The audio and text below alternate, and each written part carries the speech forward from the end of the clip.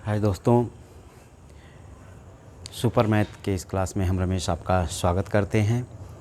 जैसा कि इसके पहले वाले वीडियो में हमने आपको मैथ में संख्या से परिचित करवा दिए थे, संख्याओं के बारे में बता दिए थे। संख्याओं के बारे में बताने का मतलब ये है कि नंबर सिस्टम के संख्याओं के जो प्रकार होते हैं उन संख्याओं को हम आपको जो है बता दिए थे। जैसे प्राकृतिक संख्या, पूर्ण संख्या, पूर्णांक संख्या, परिमेय संख्या, अपरिमेय संख्या, वास्तविक संख्या, सम संख्या, विषम संख्या, भाज्य संख्या, अभाज्य संख्या, अत्रिभाज्य संख्याएं आदि जो संख्याओं से परिचय था वो हमने करा दिया था। अब जो है आज हम उन संख्याओं में विभाजिता से संबंधित नियम लेकर के आए हुए हैं। विभाजिता से संबंधित नियम लेकर आए हैं इसलिए क्योंकि विभाजिता का नियम लेकर आए हैं। छोटे से आप बड़े की तरफ जाएंगे तो अच्छा रहेगा। एग्ज़ाम में आता हुआ प्रश्न जो है हमसे छूट जाता है क्योंकि हम कैलकुलेशन करने में जो है समय लगा देते हैं। अब विभाजिता का नियम यदि आप पढ़े हैं तो आपको जो है कैलकुलेशन करने में आसानी होगी। कौन संख्या किस संख्या से कट रही है आप संख्या देखते ही बता देंगे, आपको पहाड़ा पढ़ने की ज़रूरत नहीं पड़ेगी। ये होता है विभाजिता का नियम। तो आइए हम शुरुआत करते हैं विभाजिता के नियम की। विभाजिता के नियम आपको अच्छा न लगे वो अलग बात है, लेकिन जानना मैथ की दृष्टि से बहुत आवश्यक है।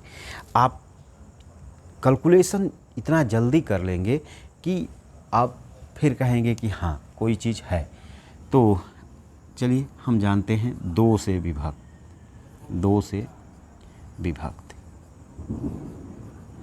अब कोई संख्या दो से कब विभक्त होगी, किस शर्त में दो से कटती है कोई संख्या, तो जान लीजिए कि जिस संख्या के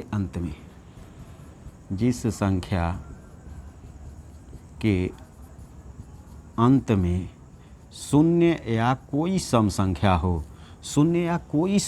हो, तो वो संख्या दो से कट जाएगी। अब कितनी भी बड़ी संख्या हो, अब आपके सामने संख्या आ गई 3, 7, 9, 4, 2, 5, ठीक।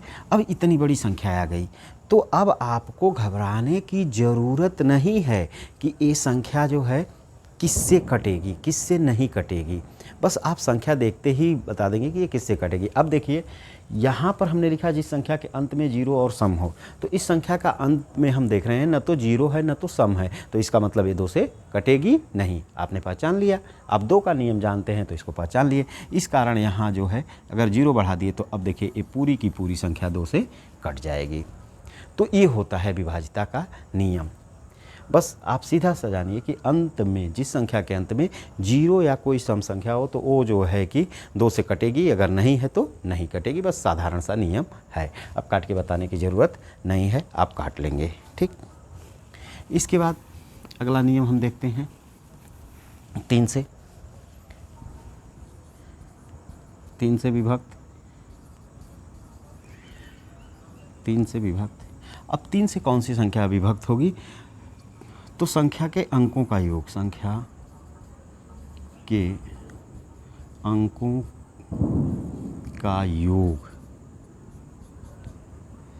तीन से विभक्त है तो पूरी संख्या तीन से विभक्त होगी, ठीक। यदि संख्या के अंकों का योग तीन से विभक्त है तो पूरी संख्या तीन से विभक्त होगी, ठीक। तीन से अब देखिए कोई भी संख्या लिख लीजिए 5, 3, 7, 2, 4, ठीक। हमने संख्या लिख लिया। अब ये तीन से विभक्त है कि नहीं है इसको हम जानते हैं कैसे, तो देखिए संख्याओं के अंकों का योग 5, 3, 8, 7, 15, 2, 17, 4, 21। अंकों का योग कितना हो गया 21। अब ये 21 तीन से कट जाता है, इसका मतलब कि ये पूरी संख्या तीन से विभक्त है। ये पूरी संख्या तीन से क्या है विभक्त है, ठीक। अंकों का योग कितना हो गया 21, ठीक, अंकों का योग यदि 3 से विभक्त है तो पूरी संख्या 3 से विभक्त हो जाएगी। ठीक, ये जो है 3 के विभाज्यता का नियम है। चलिए स्क्रीनशॉट ले लीजिए।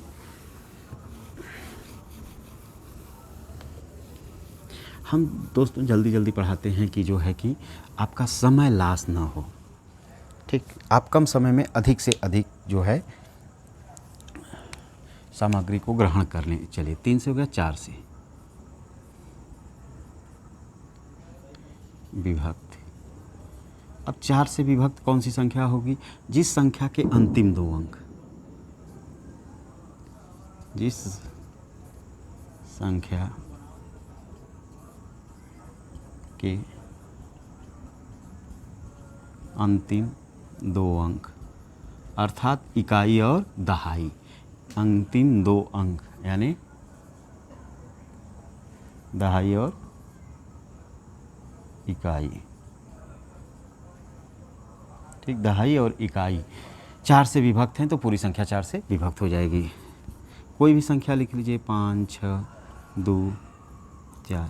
ठीक, अब हम जो है कि पूरी संख्या नहीं देखते हैं, ठीक ना, हम केवल अंतिम 2 अंक देखते हैं, इकाई दहाई, यही दोनों अंक, इकाई और दहाई, ये दोनों अंक हम चेक करते हैं। अगर ये 4 से विभक्त है तो पूरी संख्या 4 से विभक्त हो जाएगी। बस सीधा सा रूल है। जैसे देखिए दोस्तों, इनकी ज़रूरत कहाँ पर पड़ती है? जैसे मान लीजिए 219/365 आ गया। अब ये किस संख्या से कट रहा है? सोचने वाली बात है। तो विभाज्यता का नियम यदि आप परिचित हैं तो आप सीधे से पहले तो यहाँ पकड़ बनाइए कि ये जो 5 है ये किस संख्या से कटेगा। ठीक, तो आप यहाँ जो निकलेगा कॉमन वो यहाँ भी कॉमन निकलेगा। ठीक ना, तो आप जो है बस विभाज्यता का नियम पढ़ लीजिए। इतनी बड़ी बड़ी संख्याओं को जो है आप सेकेंडों में काटेंगे बस। चलिए 4 का हो गया, अब का 5 का।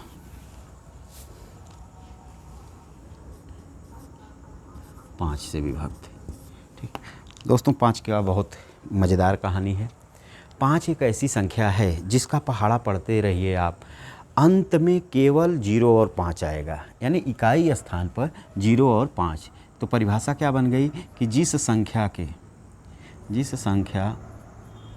के अंत में 0 हो या 5 हो, 0 या 5 हो, वो 5 से विभक्त होगी। ठीक, 0 या 5 हो वो 5 से विभक्त हो जाएगी। जैसे कोई भी संख्या लिखिए, 8, 9, 7, 2, 5, 6, अब 0 बढ़ा दिए या 5 लिख दिए। अब ये संख्या जो है 5 से विभक्त होगी क्योंकि अंत में क्या है? 0 है। अंत में क्या है? 0 है। ठीक ना, तो 5 एक ऐसी संख्या है, 5 एक ऐसी संख्या है, आप पहाड़ा पढ़ डालिए 5 का। 5 एकम 5, 5 दूना 10, 5 नहीं 15, 4 24, 5 बचे 25, 5 छक्का 30, 5 सत्ते 35, 5 अट्ठे 40, 5 9 45, 15 50। तो इकाई अंक पर हमको 0 और 5 के अतिरिक्त कुछ नहीं मिला। ठीक, वहीं पर 7 एक ऐसी संख्या है, उसकी भी कहानी बहुत जोरदार है। जैसे 5 की कहानी है वैसे 7 की भी एक कहानी है। जब 7 पे आते हैं तो बताते हैं। ठीक, चलिए अब हम 5 के बाद 6 पर चलते हैं। ठीक, 5 के बाद 6 पर, 6 से विभक्त,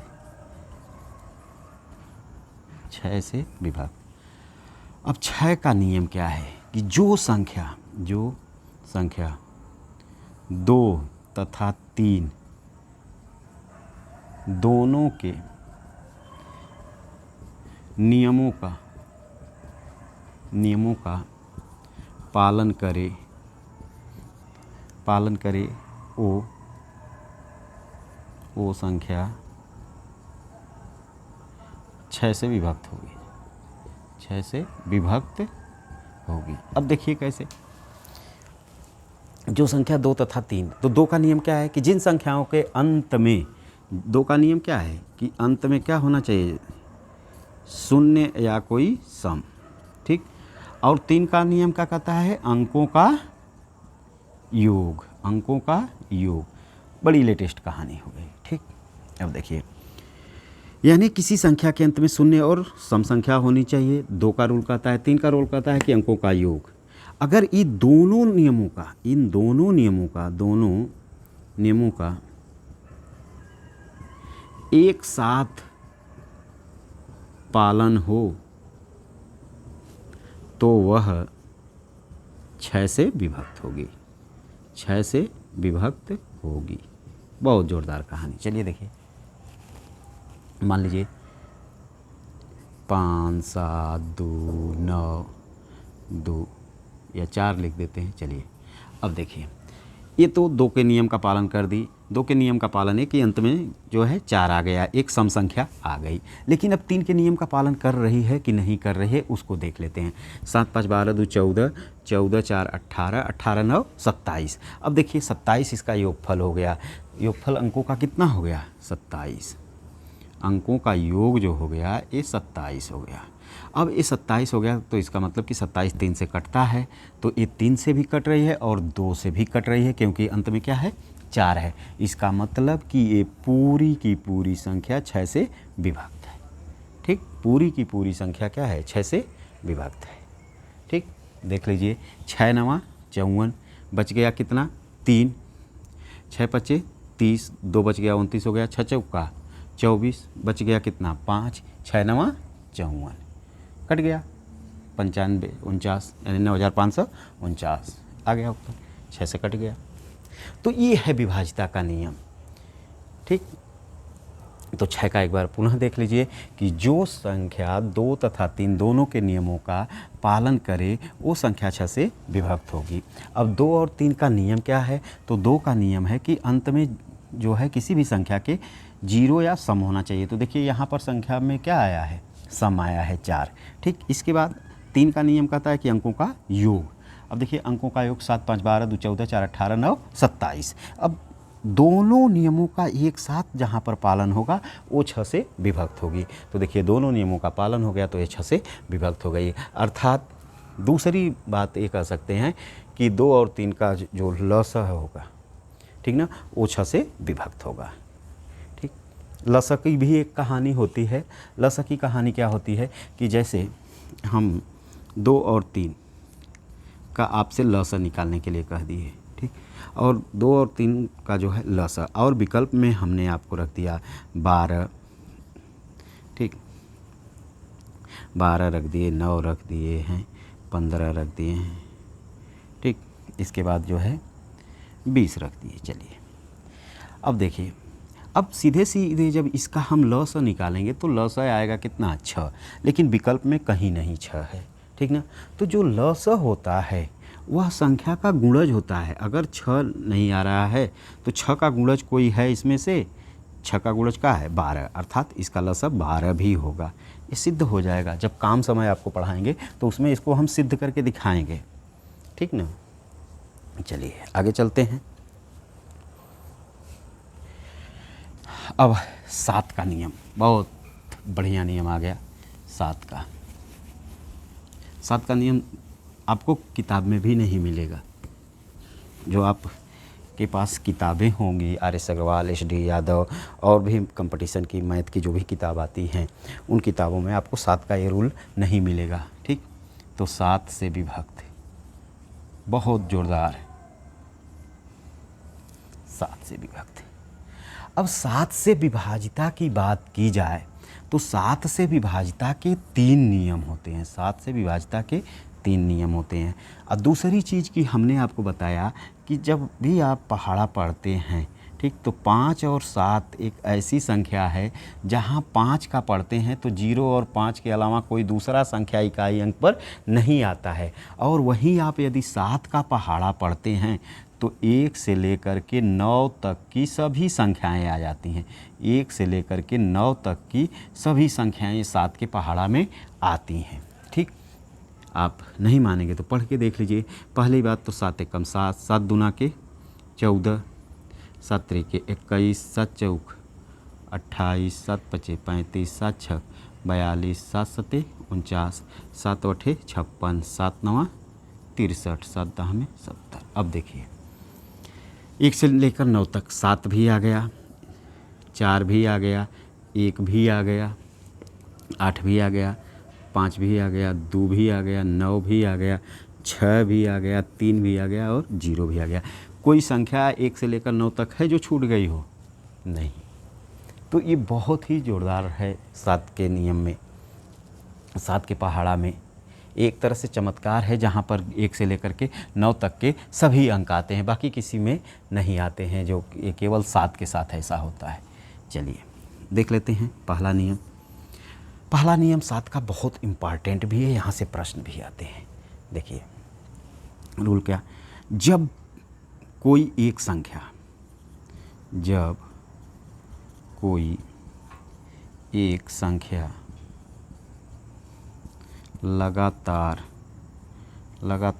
6 बार लिख दी जाए या दोहरा दी जाए, जो भी कुछ हो लिख दी जाए, तो वह 7 से विभक्त हो जाए, तो वह 7 से विभक्त होती है, 7 से विभक्त होती है, ठीक ना। तब वह 7 से क्या होती है? विभक्त होती है, ठीक ना। कोई भी संख्या, अब इसमें से कोई संख्या है आप, ठीक ना, कोई भी संख्या आप जो है कि 2 ही रख दीजिए, 2 2 2 2 2, ठीक, 6 बार हो गई। अब ये 6 बार जब दोहरा दिए गए हैं तो ये 7 से क्या होगी? विभक्त हो जाएगी। ये 7 से क्या हो जाएगी? विभक्त हो जाएगी, ठीक ना।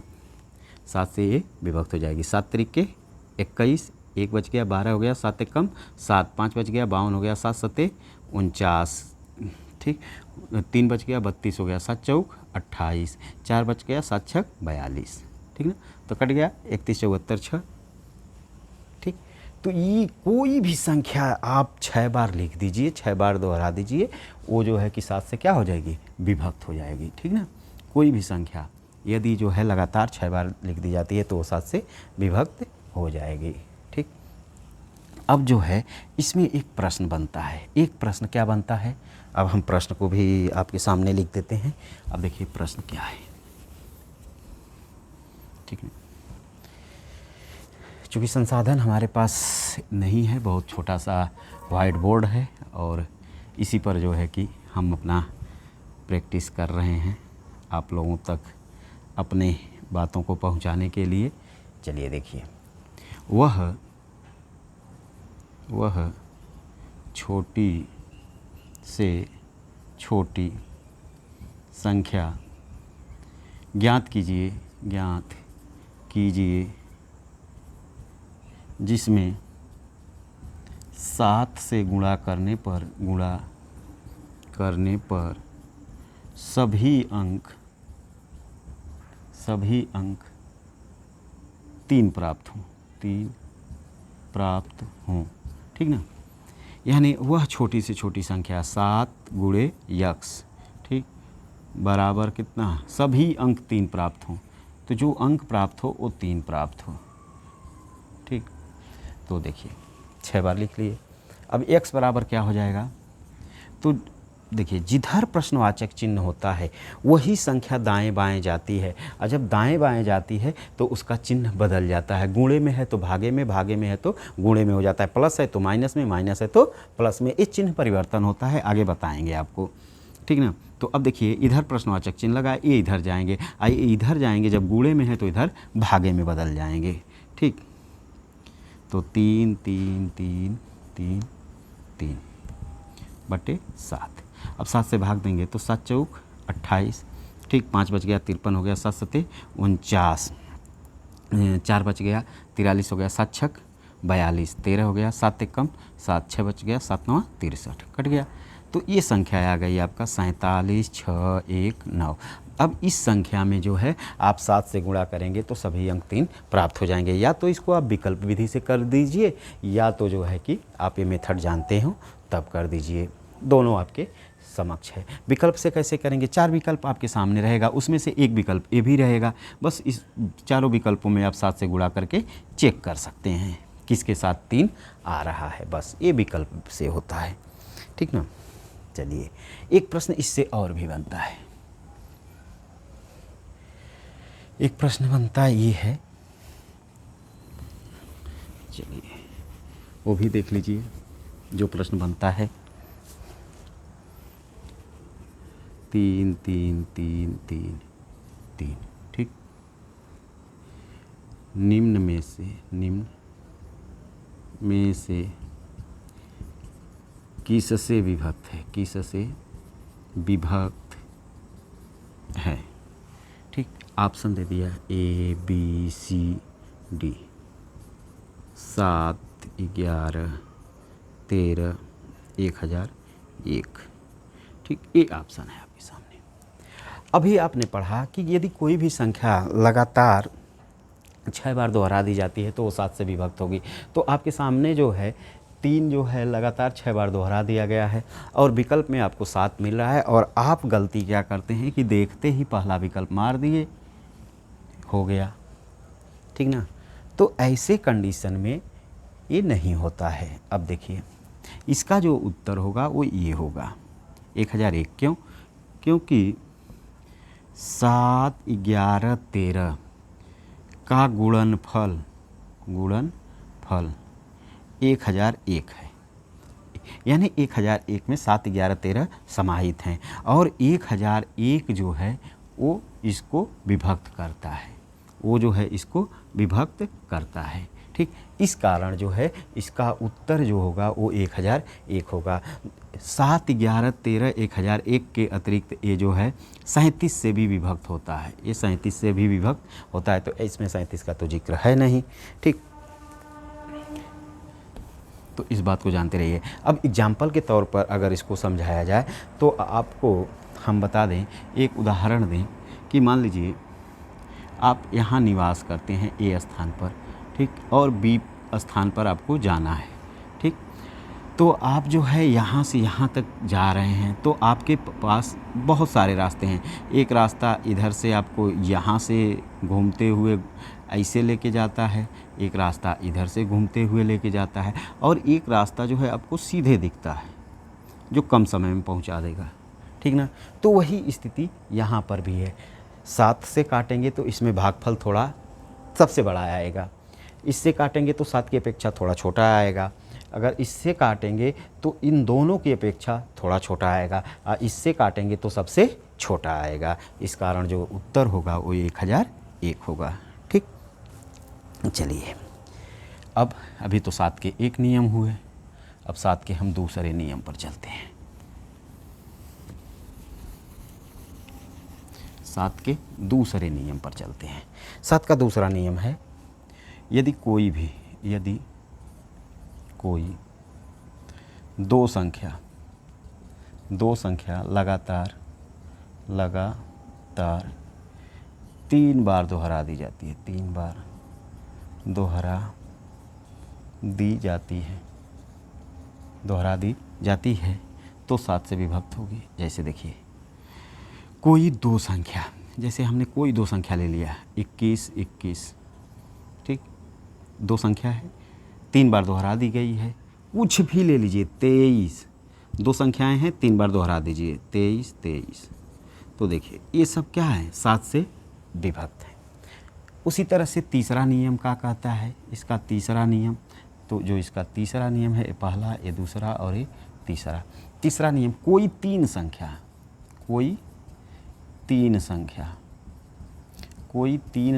यदि 2 बार दोहरा दी जाए, 2 बार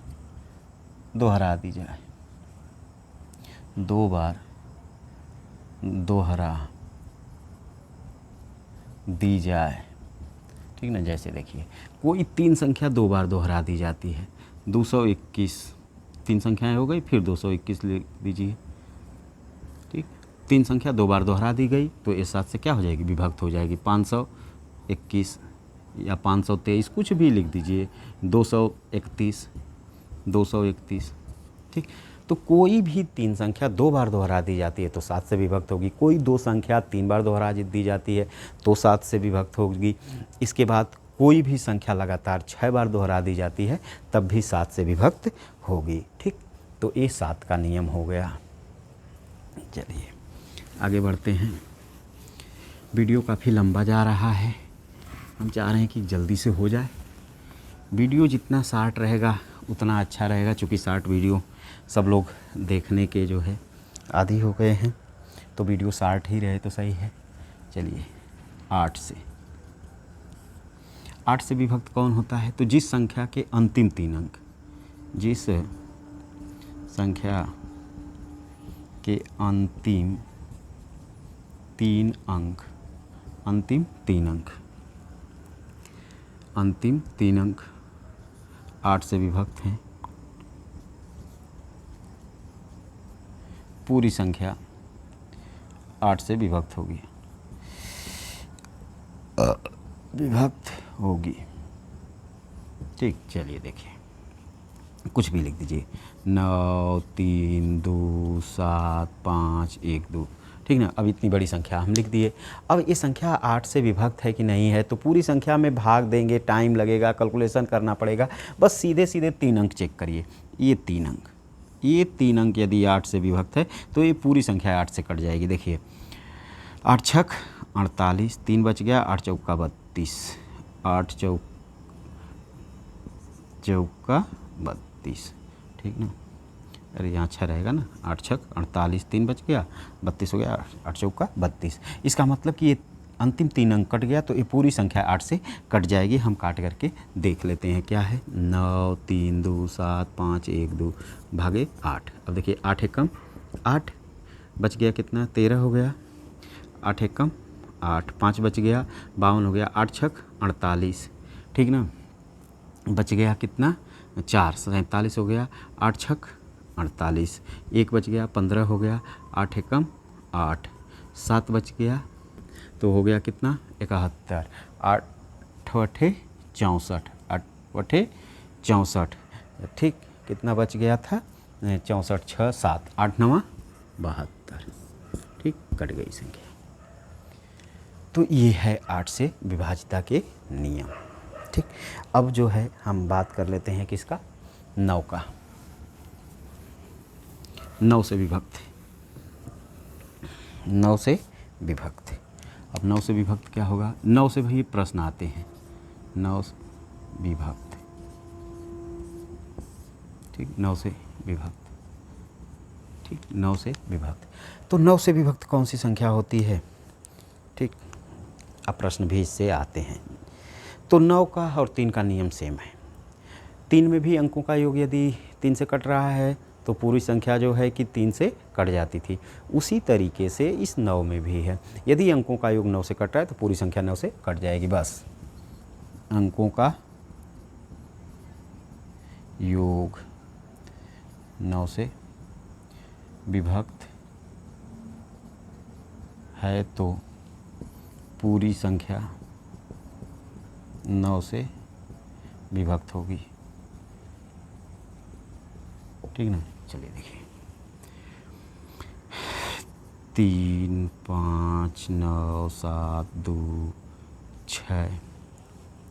ठीक, अब देखिए हमने ये संख्या लिख दिया। अब ये संख्या लिख दी, हम चेक कर लेते हैं कि अंकों का योग 9 से विभक्त हो रहा है कि नहीं। 5 3 8, 8 9 जो है 17, 17 2 19, 19 और 6 25 7 32।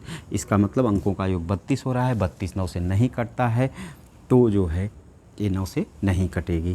ठीक, एक संख्या हमने 4 बढ़ा दिया। और अब देखिए, अब अंकों का योग क्या जा रहा है? 4 3 7 5 12 12 9 21 7 28 2 30 6 36। अब अंकों का योग जो हो गया वो 36 हो गया और 36 9 से कट जाता है। 4 9 36। इसका मतलब कि अभी पूरी संख्या 9 से कट जाएगी। पूरी संख्या क्या है? 9 से कट जाएगी। ठीक ना। अब देखिए 9 से काट के देख सकते हैं। 9 चौका 36। ठीक, कितना बच गया? 7, 75 हो गया। 9 अठे 72, 3 बच गया 39 हो गया। 9 चौका 36, 3 बच गया 37 हो गया। 9 चौका 36, 1 बच गया 12 हो गया। 9 एकम 9, 3 बच गया। 9 चौका 36, काम खत्म, कट गया। ठीक, तो ये कट गया। अब देखिए यहाँ से प्रश्न क्या आता है, हम इसी संख्याओं से प्रश्न बना के आपको दिखा दे रहे हैं। जैसे देखिए 4 3 5 9 स्टार 2 6। ठीक, अब ये संख्या दे दिया, अब कहेगा कि इस स्टार का न्यूनतम मान क्या होगा कि 9 से विभक्त हो जाएगी। दी गई संख्या में इस स्टार का न्यूनतम मान क्या होगा कि जो है 9 से विभक्त होगी। तो अब देखिए कुछ नहीं करते हैं, इस स्टार का मान निकालने के लिए 4 3 7, 7 5 12, 12 9 21, 21 2 23 और 23 6 29। ठीक, तो संख्याओं का योग हो गया 29 और प्लस इस स्टार का मान नहीं पता है। तो अब देखिए 29 के बाद 9 से विभक्त क्या आता है 36। अब ये नहीं कि इसके करीब 27 है तो 27 ले लेंगे, गलत हो जाएगा। अब 29 हो गया तो इसके बाद 9 की 29 के बाद 9 से विभक्त 9 का गुणज कौन आ रहा है। ठीक, तो 29 के बाद 9 का गुणज 36 आ रहा है। इसका मतलब कि स्टार बराबर क्या हो जाएगा 36। ये यहाँ प्लस में है, जब इधर जाएंगे तो माइनस हो जाएंगे, तो क्या बचेगा स्टार बराबर 7। देखिए यही 7 हम जो है स्टार लिख दिए थे। तो इस तरीके से 9 का आप कर सकते हैं। ठीक, इसके बाद 10 का आता है। 10 में जो है विभाज्यता का नियम क्या होता है कि किसी भी संख्या के अंत में 0 हो 10 से कट जाएगी। 11 से प्रश्न आता है, 11 का भी इम्पॉर्टेंट है। ठीक, 11 का क्या कहता है, 11 का ये कहता है कि किसी भी संख्या के सम संख्या के स्थानों के अंकों का योग तथा विषम संख्याओं के स्थानों के अंकों का योग। ठीक, सम संख्याओं के स्थानों के अंकों का योग, आप विषम संख्याओं के स्थानों के अंकों के योग का अंतर, यानी योग करने के बाद उसका अंतर करेंगे और वह अंतर 11 हो, 11 का गुणज हो तो पूरी संख्या 11 से विभक्त होगी। अगर ऐसा नहीं होता है तो वह संख्या 11 से विभक्त नहीं होगी। ठीक, तो ये था विभाज्यता से संबंधित नियम। कुछ कैलकुलेशन से संबंधित नियम बता देंगे। इसके बाद हम जल्द ही प्रतिशतता शुरू करेंगे और प्रतिशतता इतना महत्वपूर्ण चैप्टर है कि जो पूरे मैथ का जो है कि एक तरह से कह दें तो रीढ़ की हड्डी है। खास करके तो डाटा एंट्री के लिए, डाटा के लिए, DI के लिए, जो कि UGC नेट में तो बहुत है। यूपी में जो पेट परीक्षा होती है, उत्तर प्रदेश प्रीलिम टेस्ट जो होता है पेट, ठीक, तो वो पेट के लिए तो बहुत इम्पॉर्टेंट है DI। ठीक, SSC में भी DI आता है, पुलिस में भी DI आता है, रेलवे में भी आता है, सब परीक्षाओं में आता है। ठीक, तो उसके लिए प्रतिशतता जानना ज़रूरी है। तो कल कुछ कैलकुलेशन के नियम बता देंगे। कैलकुलेशन के नियम के बाद जो है कि हम प्रतिशत शुरू कर देंगे। ठीक, उसके बाद थोड़ा सा टाइम टेबल भी हमारा नहीं बन पा रहा है। कारण ये है कि एक दिन में हम कितना वीडियो दें, कब दें, ये जो है कि थोड़ा सा समस्या चयन का विषय बना हुआ है। अब उसका समाधान निकलने के बाद जो है हम आपको जल्दी ही टाइम टू टाइम वीडियो देना प्रारंभ करेंगे। हम तो ये सोच रहे हैं कि ज़्यादा से ज़्यादा दें। आपको जैसा लगे आप कमेंट में बताइए कौन सी वीडियो कब चाहिए, हम वैसा टाइम निर्धारित करके आपको देंगे। बाकी हमारा ये प्रयास कैसा लगा आप ज़रूर हमें लिखिए। अगर हमारा प्रयास सही है तो लाइक शेयर सब्सक्राइब करिए। धन्यवाद दोस्तों।